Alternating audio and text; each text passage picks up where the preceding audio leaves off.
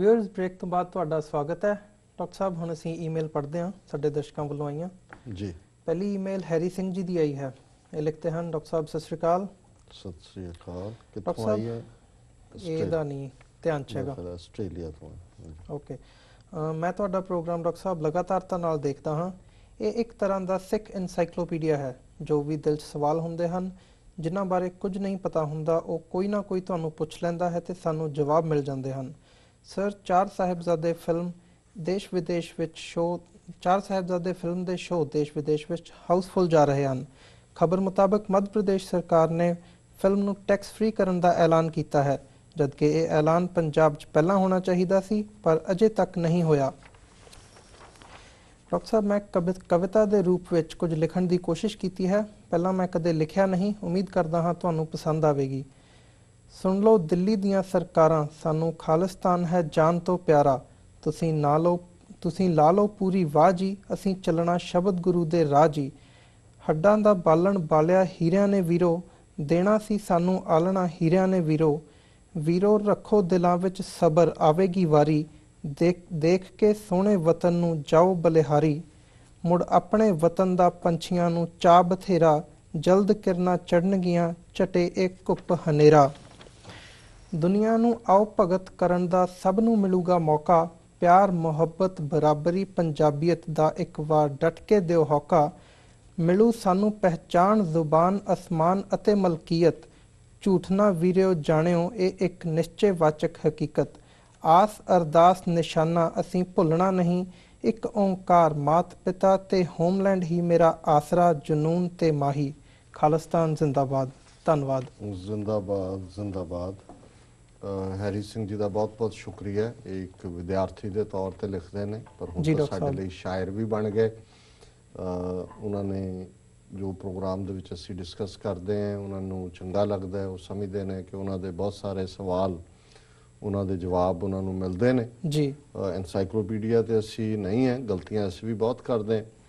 ਲੇਕਿਨ ਮੈਂ ਇਹ ਗੱਲ ਕਹਿਣ 'ਚ ਮੈਨੂੰ ਕੋਈ ਝਿਜਕ ਨਹੀਂ ਹੈ ਕਿ ਜਿੰਨਾ ਇਹਨਾਂ 2 ਸਾਲਾਂ 'ਚ ਮੈਂ ਆਪਣੇ ਦਰਸ਼ਕਾਂ ਤੋਂ ਸਰੋਤਿਆਂ ਤੋਂ ਸਿੱਖਿਆ, ਉਹਨਾਂ ਪਿਛਲੇ 30 ਸਾਲ 'ਚ ਬੇਸ਼ੱਕ ਪਬਲਿਕ ਲਾਈਫ 'ਚ ਪੰਥਕ ਜ਼ਿੰਦਗੀ 'ਚ ਮੈਂ ਵਿਚਰਿਆ, ਹਾਂਜੀ, ਇੰਨਾ ਗਿਆਨ ਮੈਂ ਹਾਸਲ ਨਹੀਂ ਕੀਤਾ। ਔਰ ਇਹ ਰਿਮਾਰਕੇਬਲ ਹੈ। ਇਹ ਨਹੀਂ ਹੈ ਕਿ ਵੀ ਅਸੀਂ ਤੁਹਾਨੂੰ ਕੁਛ ਦਿੰਦੇ ਹਾਂ। ਮੈਂ ਸਮਝਦਾ ਵੀ ਤੁਸੀਂ ਮੈਨੂੰ ਬਹੁਤ ਅਮੀਰ ਬਣਾਇਆ ਵਿਚਾਰਾਂ ਦੇ ਨਾਲ, ਔਰ ਆਪਣੇ ਪਿਆਰ ਦਾ ਜਿਹੜਾ ਤੋਹਫਾ, ਪਿਆਰ ਦਾ ਜਿਹੜਾ ਖਜ਼ਾਨਾ ਤੁਸੀਂ ਦਿੰਦੇ ਹੋ, ਪਿਆਰ ਭਰੇ ਬੋਲ ਸ਼ਬਦ। ਔਰ ਜਦੋਂ ਮੈਂ ਵਿਜ਼ਿਟ ਅਰਾਊਂਡ ਕਰਦਾ, ਜਿਸ ਕਿਸਮ ਦਾ ਇੱਕ ਆਟੋਮੈਟਿਕ ਪਿਆਰ ਜਜ਼ਬਾ ਜਿਹੜੇ ਦਰਸ਼ਕ ਨੇ, ਸਰੋਤੇ ਨੇ, ਉਹਨਾਂ ਦੀਆਂ ਨਿਗਾਹਾਂ 'ਚ, ਉਹਨਾਂ ਦੇ ਪਰਿਵਾਰਕ ਮੈਂਬਰਾਂ 'ਚ ਵੀ ਦੇਖਣ ਨੂੰ ਮਿਲਦਾ, ਉਹ ਸੱਚਮੁੱਚ ਸਿਰਫ ਐਡਰਨਲਿਨ ਹੀ ਨਹੀਂ ਹੈ ਮੇਰੇ ਲਈ, ਉਹ ਮੇਰੇ ਲਈ ਬਹੁਤ ਅਣਮੋਲ ਖਜ਼ਾਨੇ।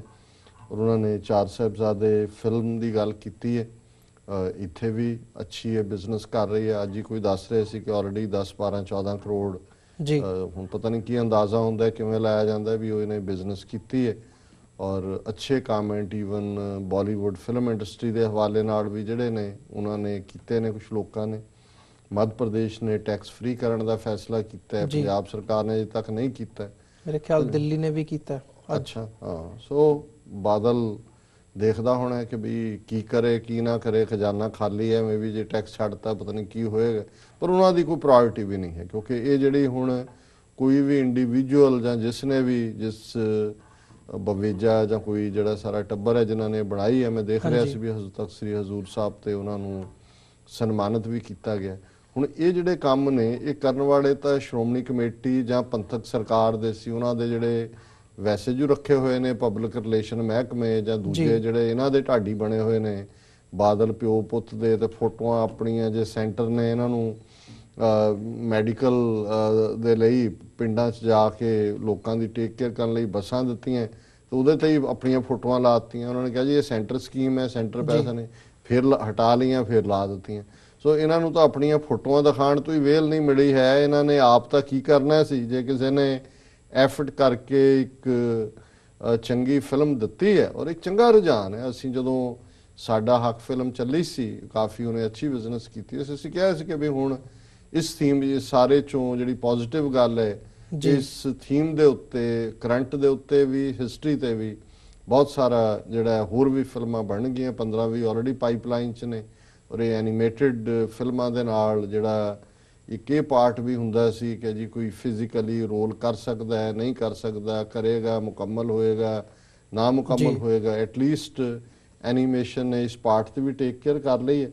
ਔਰ ਜਿਹੜਾ ਇਹਨਾਂ ਦੀ ਹੈਰੀ ਸਿੰਘ ਜੀ ਦੀ ਕਵਿਤਾ ਹੈ, ਉਸ ਦੇ ਵਿੱਚ ਪਿਆਰ, ਮੁਹੱਬਤ, ਪੰਥ ਦੇ ਲਈ, ਕੌਮ ਦੇ ਲਈ, ਆਸ, ਅਰਦਾਸ, ਨਿਸ਼ਾਨਾ, ਜੀ, ਜਨੂਨ, ਇਹ ਸਾਰਾ ਕੌਮੀ ਘਰ ਔਰ ਉਹ ਡ੍ਰੀਮ ਦਿੱਤਾ ਹੈ ਜਿਹੜਾ ਅਸੀਂ ਕਰਦੇ ਹਾਂ ਕਿ ਭਾਈ ਇਹ ਸਰਬੱਤ ਦੇ ਭਲੇ ਦਾ ਔਰ ਹਰ ਇੱਕ ਦੇ ਲਈ, ਜਿਹੜਾ ਹਰ ਉਸ ਧਰਤੀ ਦੇ ਵਾਸੀ ਦੇ ਲਈ ਉਸ ਚੋਂ ਪ੍ਰੇਰਨਾ ਨਿਕਲੇਗੀ, ਉਹਨਾਂ ਚੋਂ ਖੁਸ਼ਹਾਲੀ ਉਹ ਉਸ ਧਰਤੀ ਤੇ ਮਾਣ ਸਕਣਗੇ। ਆਜ਼ਾਦੀ ਦੇ ਨਾਲ ਜਿਹੜਾ ਖਾਲਸਾ ਆਪਣੀ ਚੌਂਕੀਆਂ, ਝੰਡੇ ਬੁੰਗੇ, ਜੁਗੋ ਜੁਗ ਅਟਲ ਦੀ ਅਰਦਾਸ ਨੂੰ ਸਫਲਾ ਹੁੰਦਾ ਦੇਖੇਗਾ।